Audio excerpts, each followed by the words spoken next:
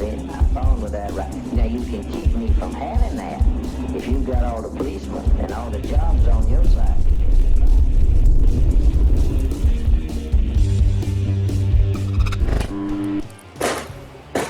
Hey y'all, thanks for joining me for another video. I'm just leaving the Spokane County Courthouse. Actually, this is the the Public Services Administration building, because it's actually not a courthouse, it's a kangaroo court, it's a district court, which is not a court of record. That's another subject for another day. This, sorry, I can't see my finger, is the court of record. It is the where the Superior Court is for the county. So that's the Superior Courthouse behind me. That's the actual court of record. That's where if you have a civil issue, anything like that, they're going to send you in there. Sorry for the background noise. I'll try to eliminate that later. So the reason I'm bringing you this alternate economy Wednesday show from the courthouse as I leave is I just left. I had a court appearance for a disorderly conduct charge that has been brought up against me by the state, but because at the request of a member of my community. So I'm going to tell you a little bit about that as an intro to this day's show, which this Wednesday's show, and I am bringing it to you on a Wednesday, is about investing in our community, investing in humanity through being a human and connecting with the people of our community. There's two ways to invest in our communities. I'm going to walk through one. We just saw the state back there. That's the shrine to the state. So I'm going to walk you through a park that was created by the city of Spokane and some other buildings as I'm talking. These buildings were created by the state. These buildings were built with stolen money.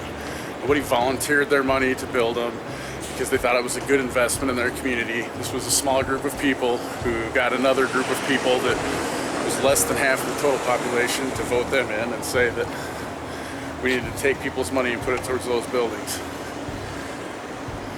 So then what they do is they take people's money and they put it towards public works, like what we're about to walk through. And they entice more corporations to come. And that's more tax money for them, more revenue, more permission that has to be asked, things like that. And if you don't follow all the rules, then that's even more revenue. Things that are already paid for through our tax dollars. That happens back in those buildings back there. So if we're going to counter this type of economy, we have to break free from all of that. Instead of investing in corporations, we need to invest in people. So that's what today's show is about. I'm going to bring you some stories about investing in people rather than corporations. One last thing, I'm thinking about calling the show Counter Economy Wednesdays instead of Alternate Economy Wednesdays. So one of the stories that was related to me that I wanted to bring you in this show about investing in your community as a person from one human to another and then getting the reward, which, you know, typically when we invest, we want dividends, right? So when you invest in the stock market, where do your dividends go? You usually reinvest them, or you take them as profit sometimes. But when you invest in your community in a different way, what are the dividends and where do they go? What do you do with them? That's what I want to talk about today. So one of the stories I'd like to share with you today was related to me through a friend, so hopefully I get it pretty good. But one of her friends decided to go meet another friend for coffee, and she'd only allotted an hour of her day to meet for coffee and just kind of catch up with an old friend. While they were there, had their coffee, enjoyed their time. When they left, her friend found that her car wouldn't start. It was the battery was out, so they were trying to find a way to jump it, get her started. And so her hour was up. She had other things that she needed to do in her day. But rather than just abandon her friend there with the car that wouldn't start, hope things worked out for her, she decided to stay with her and make sure everything was okay. And through a little bit of struggle, they weren't able to solve it, but there were some other people that observed them struggling. And in that, actually came down to help. So these were some people that were up in some scaffolding in a building next to them. And they came down, got down off their scaffolding to see what the problem was. And just ironically, it was two other women. One of them happened to have this big lifted truck and of course all kinds of cool accessories in that. So my point is they came over and assisted the other two women in making sure they got the truck started. So she had to, in order to do that, she had to pull her vehicle her big lifted truck into kind of the parking lot where it blocked other people in order to help her friend get her truck started. So in the process of doing that, they blocked off this other, I guess it was a gentleman came over. They blocked off his access to a parking spot that he wanted. And so he kind of unrolled his window, started being pretty kind of rude to the women who were having trouble. So the woman who shared the story originally decided to go over and just, you know, kind of talk to him, say, hey man, just kind of calm down a little bit. You know, understand that we're struggling, we're trying to fix the situation here so we can get out of your way. And so she did that, and it sounds like everything ended amicably. But so my point in sharing that story is the woman who shared it with me, she invested some time in her friend that she hadn't planned on doing when her friend was in trouble, and that helped her out. And so her dividend was feeling good about herself. It gave her confidence. And so when this guy came over and started to kind of complain about things, rather than just let him complain and be uninformed about what the situation was and let his attitude kind of permeate into the situation, she just walked up to him and simply said what the issue was, and that helped. That's all it was. So her dividend paid off immediately. Her dividend of investing in her friendship, another human, her community, paid off immediately. So that's just one of the stories I wanted to share with you. So what I'm going through here, this is downtown Spokane. It's called Riverfront Park. One of the largest urban waterfalls, I guess, in definitely the United States. I think close to the world, something like that. But anyway, this is the upper part of it. I'm gonna walk through a little bit more of it here. They have some closed off. But this is what the corporations, like the city of Spokane and the county of Spokane, do to entice to build their economy up. And this is what we're trying to counter. Yes, it looks beautiful, and we can do this through voluntary means. We don't have to do it through force and violence like the state does. There's some more of it down here.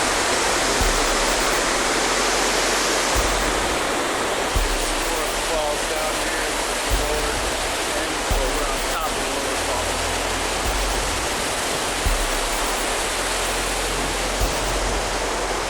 So like I said, this is what corporations like the city of Spokane, they use stolen money to create things like this, what a small group of people want in order to entice. Like, you see the big buildings behind me here in the city. That's all corporate money. Those aren't people that within the city. That's all money that comes from major corporations around the world that are part of this global cabal that wants to rule us all. And the city makes efforts to bring people like that in. People like that actually tear apart our communities rather than building them up. This is why the corporation makes investments like this park at Riverfront Park. It pays off with these big fancy buildings where they can collect a lot of tax revenue, which also comes from incentives from banks and things like that to give loans, corporations to invest this way. It's all about enticing that corporate money. Alright, so we're getting close to the end of my walk through what is corporate America, displaying what it's all about, but contrasting it with, I guess I'll call it human America and the counter economy. So I walked you from the Kangaroo Court, which is the district court. And I had right next to it, which is actual the People's Court, the Superior Court of the state of Washington. I walked you through the corporate playground here. Now pretty soon we're going to be walking by the corporate headquarters of the area here. This is the city of Spokane City Hall. So that's where the corporation resides. That's what makes all the people in this building, the one that makes all the rules, just decide how the stolen money is spent on like parks like this, rather than letting people who work for everything decide where their hard earnings go towards. And it might not, in a society of voluntarism and in this counter economy, it might not always look like currency that you can spend what your value is. Your value might be what you personally as a human being can give to the community as far as public health, mental health, things like that, and just being there for other members of your community so that they can stay sane during tough times. But these corporations don't operate that way. make you ask permission for things. And then if you want to help a neighbor, you're not allowed to. Put a link to a video like that where some people got arrested for handing out food in a park in California. It's actually happening here. There's a church. I won't get into the details yet, but there's a church that I've gone to well, I haven't gone to the church, but the church hands out food to homeless people on certain days of the week in downtown Spokane. And I've gone to assist them a few times, and they don't. They actually made them stop handing out warm food because they didn't get permission from the government to hand out, you know, food to people that need it in the area. So in this little collection of buildings we have, here we go, Spokane City Hall, you see that? Right there, yeah. So he says corporate headquarters. So we have some more improvements from the corporation coming up here. They've redone a bridge. They've got a cool little walk to make us feel like we're connected to our community instead of actually going and participating in some things like maybe the Native Americans that lived here did before we came. As long as they just put up some pictures of it and signs of some of the customs, that's all we need. That connects us to the area and the community and things like that, right? Yeah, right. According to the corporation. There's a lot of money was spent cleaning up this area I'm going to show you next. By development companies, things like that, to get a lot of new residential income for themselves, but that also means a lot of property tax for the city. So I'm going to show you that here. This is called Kendall Yards.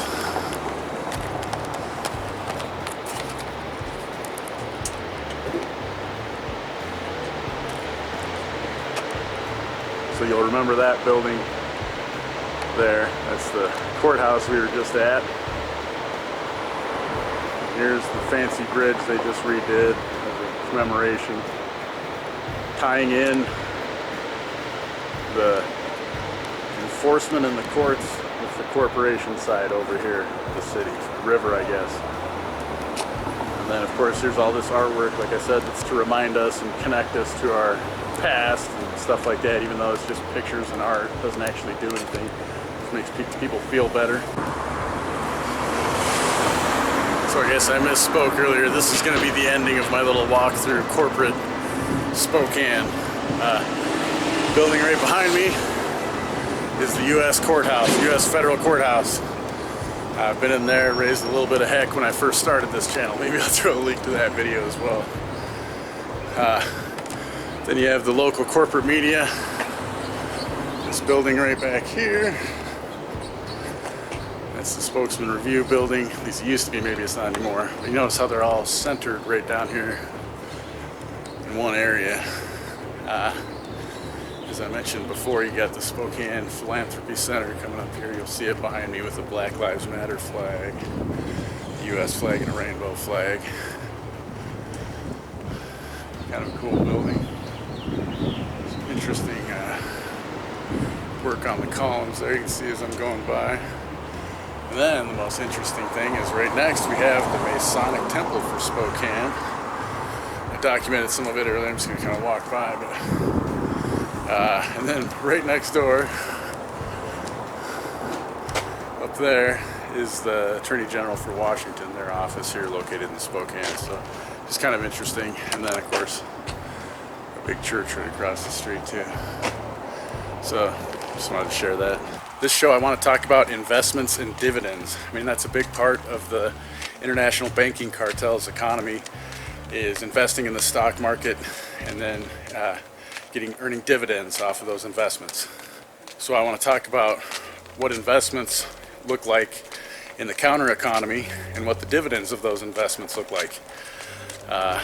And there are many different kind of investments. Just as in our current economy, there's a lot of different investments. So there's also a lot of different types of dividends. But we're going to feature a certain kind today. So I started this video downtown in Spokane today at the courthouse, the district court, which is the Kangaroo Court. I had a pretrial hearing there today for a disorderly conduct charge. I'll get into that at the end of this video a little bit more, give you some details on that. But I am going to be, of course, bringing you the full story on that as I get my camera and my video back. So in the counter economy, like I said, we're investing in different ways. And one of the ways that I feel like is the most important way In the counter economy, we're investing in people and building relationships, and we're placing our value in that, at least partially, rather than our investments in corporations, and our value is on the fiat currency we earn in dividends on those investments. One of those stories was a really good friend of mine has recently decided to put her house up on the market. And in the process of doing that, while getting it ready to show, she had to use her pressure washer. And she couldn't get the hose off of the pressure washer. And after asking me for some help, at least as far as what tools to use, she still couldn't really do it on her own. So she was out front still struggling with it. And there was a elderly couple that was walking by. And she asked the man, are you strong? And the woman walking with him, we'll just assume, even though we know what that means, that she was his wife, responded saying, well, he's old. And so that kind of just, was a lighthearted introduction to the little interaction they had. And so that's always important when you're interacting with other people and trying to build relationships with people. So it's important also that this happened right in our own neighborhood. So anyways, the point being that, yeah, they decided to help her after she asked them for help and explaining what she was trying to do. And between the old instead of strong man and my friend, they were able to get the hose off the pressure washer. So my friend took a time to invest in her community by taking the chance and being vulnerable. That's something that's really hard to do. People think that that's not a big deal, but to ask for help from just like a complete stranger, that's a very vulnerable thing to do, especially when it comes to like something that you're not necessarily strong enough to do on your own. When you're kind of revealing that, oh, well, here I am all by myself at this place and I need your help. I can't do everything all on my own. So it's a very vulnerable position. And to do that, and then the couple actually invested back in their community more as well by actually giving help. So I would say my friend, she was receiving some dividends because she's already invested in her community. I've seen that firsthand. So the couple helping her was her dividends and her investments. And the couple, that was their investment, was helping my friend. In their dividends, we'll see what those are, but I bet they'll have some dividends later down the road. For the last story, I'm coming to you from the park, one of the first parks that we took down the fences and the signs and liberated last year in the state of Washington, right here behind me in Liberty Lake. So I thought that was appropriate. For the last story regarding investing in our community, investing in our relationships with other people and building those relationships, and investing in our community that way rather than how the corporations do it, I'm going to tell you a little story. It just happened very recently. It didn't happen to me, but a friend of mine, Kelly Stewart, who is the founder of People's Rights Washington Neighbors United. She happened to be coming through the Spokane area on a vacation recently, so I encountered her and she related this story to me, which actually I was a little bit part of. Anyways, so her and her family just bought a new camper, new to them camper. They were taking out on its inaugural trip, and they decided actually they were taking a trip all the way into Montana with it. So when they left, they live in Vancouver, Washington area, Clark County.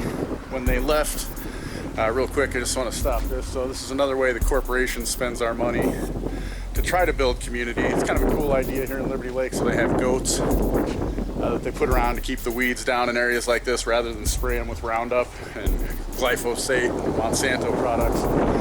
They put this pin up around, and the goats are supposed to eat the plants in there. I guess all the grass and stuff that's growing. But the funny thing is the goats haven't been in here for at least a week, possibly 2 weeks. But before that, they were here for a while when they'd already had all this shrubbery in here eaten down. So rather than, the people that are being paid to do our landscaping here in this city, rather than pay them to just move the cage down to a new area, this just sits here empty for a while. I don't know where the goats are. Maybe they have other cages and maybe they have them up in a different part of the city, but this one's just sitting here now. Anyways, moving on. So Kelly and her family left Clark County and were on their way along the Columbia Gorge. And sure enough, their trailer got a flat tire, blew a tire. Happened to be right near an exit and a bridge that crossed over from the Oregon side into Washington. So they made some calls, especially Kelly being part of the founder of People's Rights in Washington. She's got a lot of connections throughout the state, so she made a couple of phone calls because it was past the time when most of the tire stores like Les Schwab was open, so they needed some help, and they called someone local, got a hold of someone local to see if they could get some help. And lo and behold, so the spare tire on their new camper was not the right tire. It wouldn't fit on where the other one blew, so this presented the problem. So they got a hold of their friend. Their friend actually had just purchased a trailer themselves, like a cargo trailer, and it just happened to have the right size tires and rims, the right amount of lug nuts, everything fit perfectly. So they took 2 of their tires off. They rushed them over to Kelly. I think they said it only took like a half hour, 45 minutes. Got Kelly's family a tire to replace the one that had blown, and then gave them a second one to put on as the spare tire, so that they would now have a spare tire in case this happened again, something like this happened again. So then that delayed them quite a bit, obviously, so they had some reservations somewhere in North Idaho for their first night of camping. Because of that delay, they weren't going to be able to make that, so actually Kelly contacted myself and Mela, the other assistant for People's Rights in the Spokane area, kind of explained the situation, was asking if we knew a place they could camp for the night here, even if it was just a parking lot. So Mela and I decided, well, why don't you just pull up in front of one of our houses? So we gave them the address to both houses, and they just picked which one would be easier for them to get to with their camper. So they pulled up in front of my house at about 2 o'clock in the morning, the next morning. And I had, the night before, when I was going to bed, I had ran an electrical cable out and a water hose out, so they were all set when they got there. All they had to do, if they wanted to wash up, anything like that, have electricity, just plug in and they'd be all set. So I just thought that was a really cool story. She was able to use her connections that she had built up and her friendships with other people rather than corporations to solve her dilemma. So like the tires she borrowed, she's gonna, on the way back through when their vacation is over, she's gonna return them to the person who lent them to them. So they're set for the rest of their vacation, unless of course some other big thing like that happens. So relating to that story, what did Kelly invest in her community, in the people around her? Well, Kelly has spent a lot of time for many years, if you know about her, traveling around, investing her time in political prisoners specifically. So she's invested a lot of time in that, but especially the last year since People's Rights has really started and got a lot of traction in the state, she's invested a lot of time in people across the entire state. And so her dividends are getting support from those people. She cashed in some of her dividends from all that support, all that she has invested in her community, and was able to get help while she was on a vacation with her kids. So it ended up being a little bit of a hassle, of course, but when I saw them the next morning and they were ready to go off on their vacation, we chatted for a little bit and everybody seemed in good spirits, and especially because of the support that Kelly has received because of all the investing in her community and the people that she has done. That's why it wasn't a big deal to them.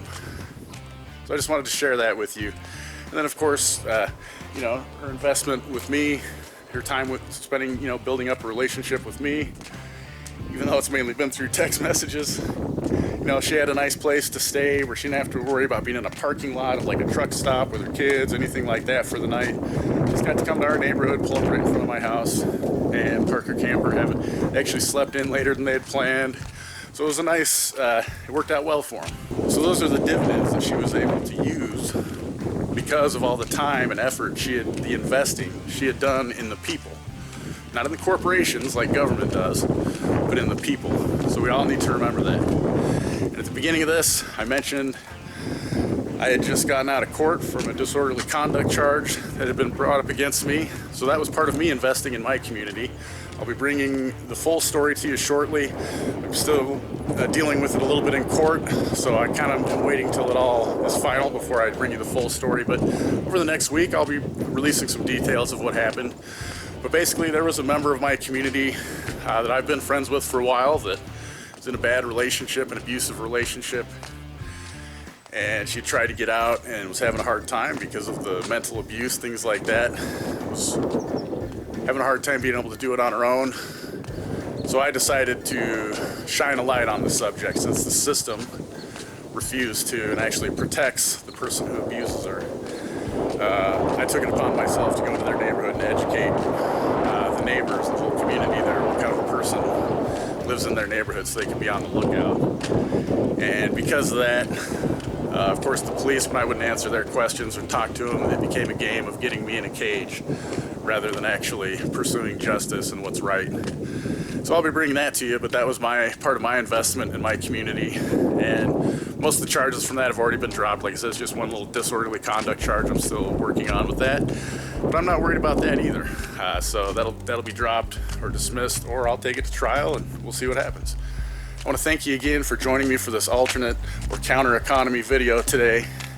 And my question I want to leave you with today is, what have you done to invest in the people in your community? Until next time, live free. Thank you for supporting my work. Independent thought and journalism are under attack. If you want to fight censorship and promote independent thinking and freedom, we need your support. It's not just me. All truth-minded content creators are getting pushed off of the most popular and censorship-loving social media platforms. You can support me by making a donation of cryptocurrency. I have multiple wallets listed in the description of every video. If you still love your international banksters' fiat currency, I have links to PayPal, Venmo, and Cash App listed as well. If you're unable to donate in that fashion, consider signing up for LBRY, 3Speak, Hive, Steemit, DTube, or Minds using the links below, and earn some crypto for yourself and me by using my affiliate links. Then, you and I can both be earning decentralized cryptocurrency for you simply watching and interacting with my content.